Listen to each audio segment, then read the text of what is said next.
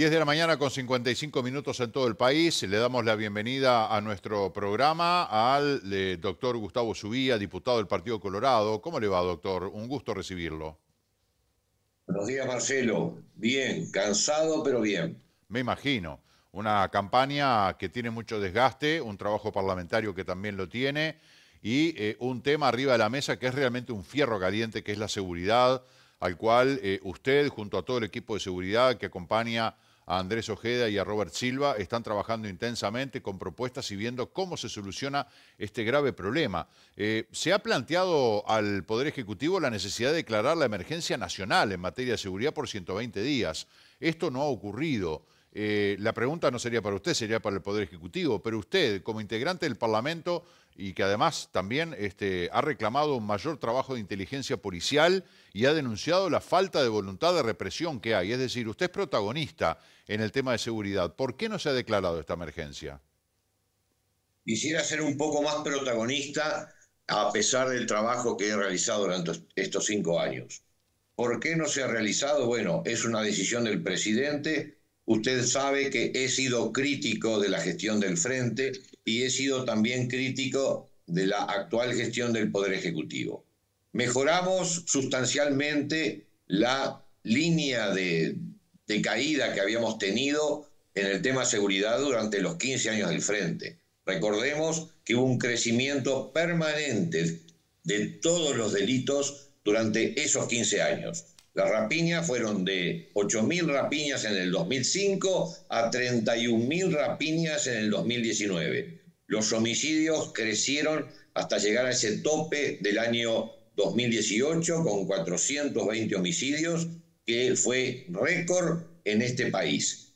La coalición tomó el gobierno y durante la gestión del ministro Larrañaga fue muy beneficiosa en los temas de seguridad.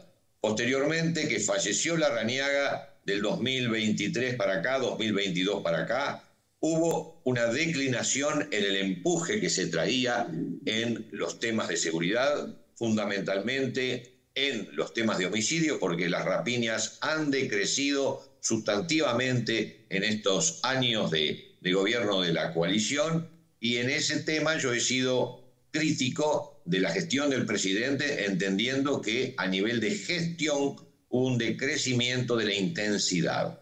Bueno, en esa posición yo he presentado numerosos proyectos en el Parlamento vinculados a la Fiscalía, vinculados a la gestión en penitenciarías y vinculados fundamentalmente al Código de Proceso Penal. He sido crítico, pero no podemos comparar la desastrosa gestión del Frente con la gestión brillante de Larrañaga, que hizo decrecer esta línea ascendente por primera vez en el país en todos estos años, y esa crítica es propia de que conozco el sistema y se necesita una posición más firme, más dura en los temas de seguridad, que lamentablemente no ha sido de la intensidad que yo hubiera querido. Esa es mi posición actual. Critico un gobierno, pero también soy crítico del otro, y la propuesta es el Partido Colorado tomando las riendas de este tema de seguridad con una gestión, con una energía que no hemos tenido en los últimos tiempos y se necesita. Esa es la posición general. Actualmente, no comprendiendo cómo puede haber oposición a la reforma constitucional vinculada al tema de los allanamientos nocturnos, porque es una herramienta más. No entiendo cómo puede decirse, no es necesaria una herramienta más. Todas las herramientas son necesarias y esperemos que ese plebiscito tenga la certeza de poder dotar de ese instrumento más. Pero hay varias cosas más. En el tema de una declaración de emergencia, yo hubiera querido que se declarara, no se ha declarado, y la espera es que en el próximo mandato podamos ser gobierno y podamos tomar esas medidas con la energía que hay que tomarlas. Respecto al mayor trabajo de inteligencia policial, Subía, ¿a qué se refiere? Me refiero a que la policía no puede ser solamente testigo y llegar después que los sucesos han hecho su presencia. Por sucesos me refiero a los sucesos delictivos.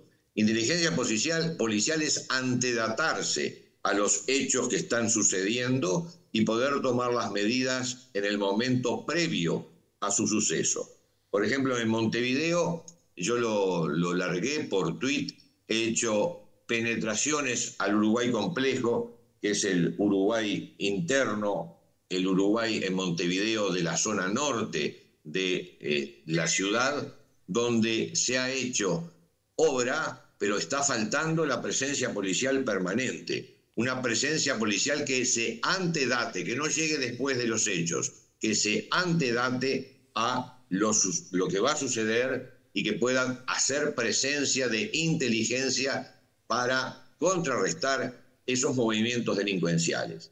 En Montevideo, en el norte de la capital, los barrios de ese norte como Colón, Sayago, Peñarol, Villa Española, Maronias, barrios duros en cuanto a las tasas de homicidio, tendría que haber una presencia política mucho mayor, insistiendo en una represión, en piquetes policiales que indaguen quién se desplaza por esos barrios, cacheando, haciendo revisión de vehículos en una posición más intensa que es necesaria en este momento. No es solamente con medidas preventivas generales, es con medidas intensivas en el territorio. Un sicario se desplaza en el territorio armado en viajes hacia su objetivo criminal y debería de la policía, como sucede en otros países, hacer la intervención de los ciudadanos. Creo yo que hay una especie de prurito en no atenazar, digamos así, esa presencia de sicarios en el territorio, y hay un prurito que está relacionado con no poner toda la carne en el asador. Bueno, creo que es hora de poner toda la carne. Con la LUC le dimos una cantidad de instrumentos a la policía para actuar. Creo que no se han aplicado en la forma que debería de aplicarse. El narco tiene dos facetas diferentes. Una faceta grande, macro tránsito, que es una faceta que básicamente tiene un tipo de operativa vinculada a lo que es la salida del puerto de Montevideo de grandes cargamentos. Esa es un tipo de operativa. Pero hay otra operativa micro que el Frente Amplio, por ejemplo, siempre ha dejado de lado, no actuó, inclusive se desarmaron mecanismos en Montevideo y en el interior, en Maldonado también, directamente aplicables al combate del narco, a los cuales no se le ha dado la importancia pertinente.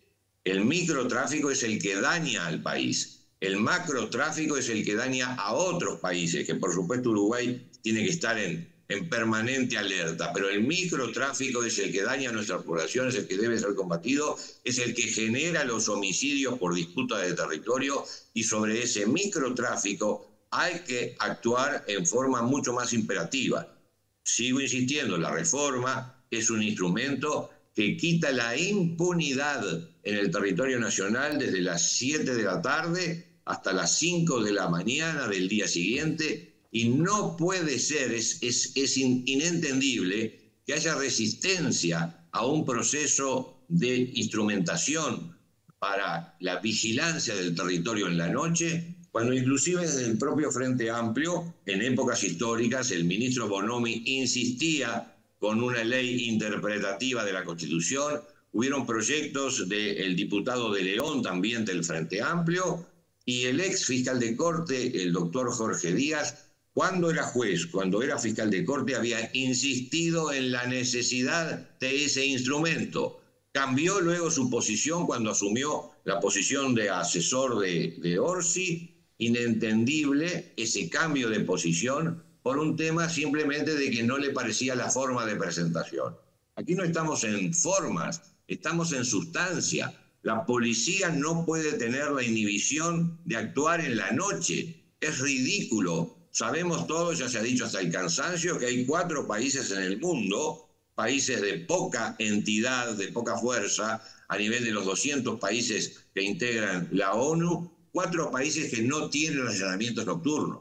No comprendo la posición del Frente Amplio resistente a esas actuaciones en la noche cuando sabemos que es el golpe intenso que puede darse al narco, que sabe que en esas horas de la noche la impunidad campea y puede actuar a sus anchas en el territorio nacional. Subía. Entonces, sí, sí, lo Hay, escucho.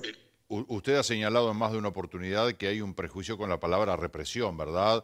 Y cuando se habla de Por supuesto. represión, automáticamente ya ponemos arriba de la mesa la dictadura. Y no tiene nada que ver. Primero que la palabra represión forma parte del idioma español, de la lengua castellana, tiene un significado específico que es aplicable para la seguridad y es aplicable para otras cuestiones de la vida. Ahora, es claramente porque la población lo pide a gritos desesperados, garganta al rojo vivo, por favor repriman el delito. ¿Dónde está el choque? ¿Hay una cuestión de ideología que es más fuerte que esa realidad imperante? Mire, de alguna forma el Frente Amplio logró poner sobre la mesa esa especie de censura a la palabra represión. Un absurdo. La represión es inherente a todas las actividades humanas, no solamente las penales. Cualquier actividad humana hay mecanismos del entorno social que reprime, que censura, que castiga, que dice esto no se debe de hacer. En materia penal, la represión en los últimos años tiende a ese descenso porque hay una concepción política de todo el sistema político, diría yo, o de su enorme mayoría, en cuanto a tener prurito al momento de reprimir. La posición que usted conoce, yo la he tildado de frutillita, es aquella posición que sueña solamente con la rehabilitación. Yo no estoy en contra de los procesos de rehabilitación, pero tienen que ser paralelos a los procesos de represión. Hoy en las cárceles uruguayas es necesario, antes que pensar en rehabilitación, pensar en control. La palabra importante, clave para el entorno carcelario, que es de donde se generan los procesos delictivos por su comunicación con el exterior, es la que hace referencia a controlar los establecimientos carcelarios. El Frente no lo logró y la coalición no ha tenido éxito en ese control de los establecimientos carcelarios. ¿Por qué? Porque ahí está la génesis, ahí está la materia gris que al comunicarse con el exterior ordena muchas veces las muertes, ordena el tipo de delitos que se va a construir. Entonces, necesitamos empezar a poner orden, control. Es el ejemplo que he puesto hasta el cansancio. En una clase, un docente quiere dar la clase, quiere enseñar, primero tiene que tener el control de la dirección de esa clase. Usted tiene a 40 adolescentes, no logra controlar el lugar de estudio y no hay posibilidad ninguna de llegarles. Lo mismo sucede en materia penal. Estoy Ese de acuerdo. control es Ahora, fundamental. permítame termino. una baza. Le Sí. termino. El Código de Proceso Penal ha generado irritación absoluta en un sistema judicial que se encuentra atado al llamado proceso abreviado. El 97% de los casos se resuelven por proceso abreviado. Y el proceso abreviado no es un proceso, no es un proceso. Ahora vamos a eso que es realmente indignante. El tema de lo que significa que da para la represión y da para el tema de los allanamientos nocturnos. El tema son los abusos y los excesos policiales, ¿verdad?, que han ocurrido en procedimientos y que la gente que no está de acuerdo con los allanamientos teme que se pongan en riesgo determinadas garantías que tiene la ciudadanía porque pueden ocurrir errores, excesos y, bueno, estamos hablando de un hogar donde hay niños, donde puede haber gente mayor, entonces de repente se pone por nada, bueno, pero hay excesos, ¿qué garantías tengo yo de que no vaya a haber un exceso en la represión o que si se aprueban los allanamientos nocturnos también no haya un exceso o un abuso de poder, del abuso policial? A ver, el abuso policial puede darse siempre. El abuso del médico por no cumplir su función como tal, ¿se da? Conocemos casos de mala praxis, conocemos y muchos. El abuso de los abogados en su función de defensa o de demanda, el abuso, ¿existe? Y yo digo, sí, existe. Todas las profesiones tienen una latitud para el abuso. No puede ser que el posible exceso inhiba de actuar en forma profesional. Es una orden del juez la que precede cualquier allanamiento en el día o en la noche. Y así como pueden haber excesos en el día que deberán ser investigados y la Dirección de Asuntos Internos del Ministerio del Interior debe de dársele una relevancia profunda para evitar justamente este tipo de excesos, no puede ser que la posibilidad de excesos puedan inhibir la realización de la tarea. Imaginemos un cirujano. El exceso que puede cometer por los errores al realizar una operación es innegable. Existen demandas de todo tipo. ¿Y por eso vamos a impedir las operaciones? Es ridículo. Lo que tenemos que hacer es controlar esos excesos. El allanamiento nocturno va a estar precedido de una petición de la policía, de una petición de la fiscalía, de un mandato judicial. Y yo en el proyecto de ley, que oportunamente habrá que hacer una ley regulatoria de los allanamientos nocturnos, había propuesto en el pasado, fue un proyecto de ley que presenté, la presencia obligatoria del juez al momento y del fiscal al momento de realizar la diligencia para aventar cualquier posible exceso que suceda. En la práctica sería impensable, ¿no?, de que un juez y un fiscal con el exceso absoluto y yo diría inmoral de trabajo que tienen, también estén presentes en la noche en los allanamientos. Incluso alguien dijo, no es necesario que esté el juez y el fiscal. Puede haber alguien derivado o delegado por el juez para que haga la supervisión del procedimiento. Yo no estoy pensando en que el allanamiento nocturno vaya a ser una moneda de uso cotidiano.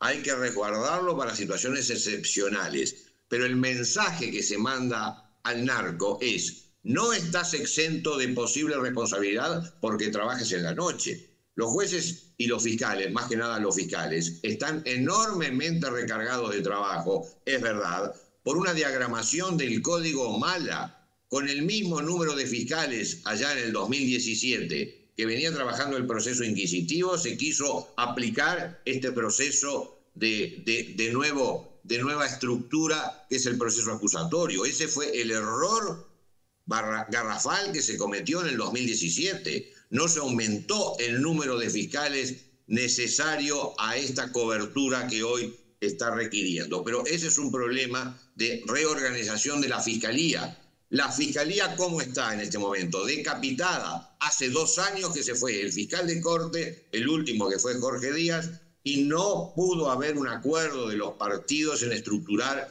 un nuevo fiscal de corte. Mi proyecto, que está en el Parlamento durmiendo hace 4 años, establece un triunvirato para poderle dar posibilidad de salir de este estancamiento. Entonces, cuando usted me dice cómo se organizan los fiscales, bueno, los fiscales tienen que organizarse con una fiscalía que tenga cabeza, y es lo que he insistido en estos años sin obtener el apoyo pertinente. Cada colorado. Sí. Me quedan muchos temas, pero tengo un par que le quiero preguntar y nos quedan muy poquitos minutos. A propósito de algunas declaraciones que hizo usted, que dijo que seguía por prejuicios, habló de hacer detenciones por prejuicios, maneja un criterio de selección natural sobre a quiénes van a interceptar y a quién no, detener a personas por portación de cara, dijo usted, para anticipar potenciales rapiñas. Eso le valió críticas salvajes de todos lados. Pero bueno, usted pone un ejemplo, permítame, usted pone un ejemplo y llama a no seamos hipócritas, porque usted dijo, si viene una señora de 80 años, y yo no creo que me vaya a rapiñar, ahora si aparecen 2 pibitos en moto con la gorrita para atrás de 20 años tomando cerveza y probablemente me rapiñen. Eso lo decimos todos en la comisaría, después callamos en la pulpería. Lo decimos todos y no hay ningún problema. Ahora lo digo yo o lo dice un referente político y empieza el problema. Somos hipócritas como sociedad o como críticos. No es comparable y el policía tiene que guiarse, sí, por un prejuicio. Lo digo con todas las letras. El policía prejuzga, es decir, hace una conducta anterior a un juzgamiento. Y cuando yo hablo de las detenciones es porque el policía con experiencia, con esa experiencia que solo se gana después de años de estar en la calle, con experiencia que yo tuve después de miles de delincuentes a los que traté durante 39 años de fiscal, ese prejuicio no es para culpar o para sancionar, es para intervenir. Usted tiene prejuicios permanentemente en la vía pública y son los que le dan cierta seguridad. cruza, estaciona, aguarda. Son prejuicios dados por datos de la realidad. Y ratifico un 100% lo que he dicho. No es un prejuicio para castigar, no. El juez no tiene que tener prejuicio.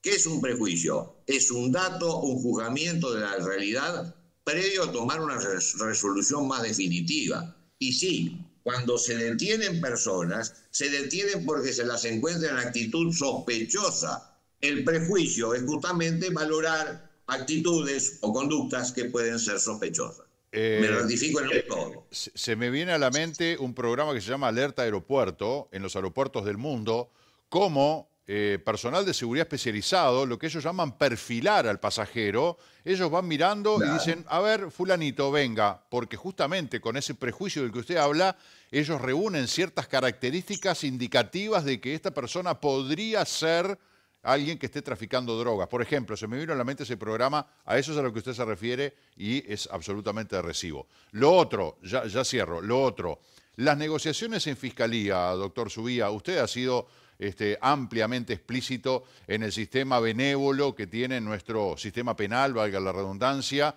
y que es negocio delinquir. Recién el último título veíamos, una mujer acá en Maldonado, inmobiliaria, 4 delitos de estafa, le juntó la cabeza a varios, se quedó con decenas de miles de dólares y tiene 20 meses de libertad vigilada. O sea, me resirve estafar y que ando en la calle, me están vigilando, pero ¿cómo puede ser que se negocie una pena y un delito?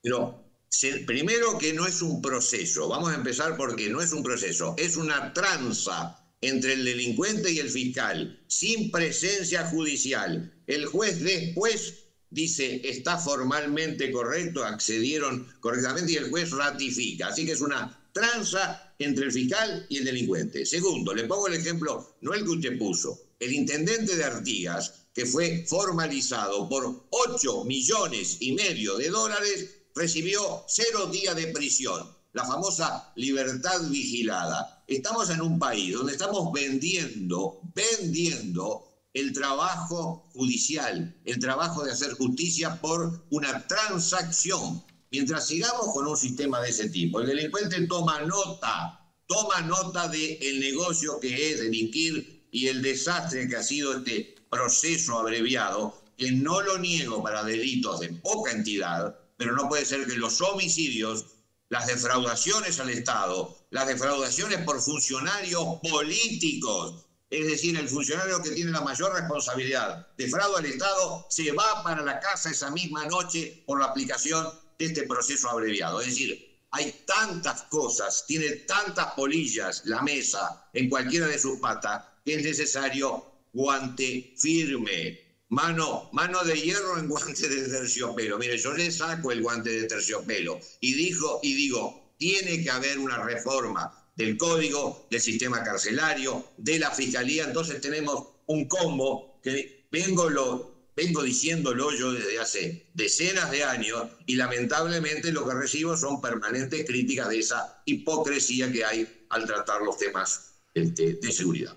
Doctor Gustavo Subía, diputado del Partido Colorado, muchas gracias por su tiempo, un placer conversar con usted y más sobre estos temas que son de sensibilidad. Había un artículo que recién preguntaba si los uruguayos votan por el bolsillo, por la seguridad o por la convicción política, ¿no? Yo creo que la inseguridad y el bolsillo se sacan chispas, por momentos saca la cabeza la inseguridad y va primera en el ranking. Creo que realmente la sociedad uruguaya está preocupada y harta de la delincuencia y un sistema judicial, otra vez, muy benévolo, muy permisivo. Y de un sistema político que sigue con la hipocresía de decir no hay portación de cara, todos somos divinos ante la ley. Hay necesidad de reformas profundas y el sistema político no da la talla. El frente fue un desastre, pero con la coalición tenemos varias asignaturas pendientes que es necesario resolver. Doctor Subía, gracias.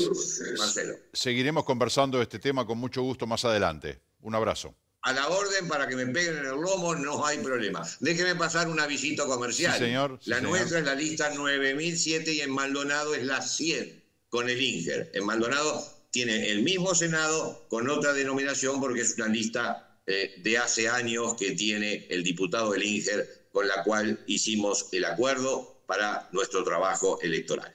Muchas gracias. Gracias, Subía, que le vaya muy bien. Bueno, da para mucho más, ¿no? Acá tengo el equipo de seguridad que integra el Partido Colorado con Diego Sanjurjo, que es el coordinador de estrategia de seguridad del Ministerio del Interior, especializado en políticas públicas, seguridad y desarrollo, Gabriela Fossati, abogada y ex fiscal, Jorge Barrera, de los más destacados abogados penalistas de nuestro país, Sara Durán, que es abogada especializada en violencia doméstica, o en violencia de género, mejor dicho, docente universitaria y actualmente prosecretaria de Relaciones Políticas e Institucionales del Partido Colorado, y el doctor Gustavo Subía, abogado y ex fiscal, hoy diputado, bueno, los integrantes del equipo de seguridad de el candidato colorado Andrés Ojeda. Bueno, el tema de las cárceles, bueno, tantas cosas para hablar, pero ya tendremos oportunidad de seguir debatiendo o conversando con el diputado Gustavo Subía. 11:20 de la mañana, hacemos una pausa.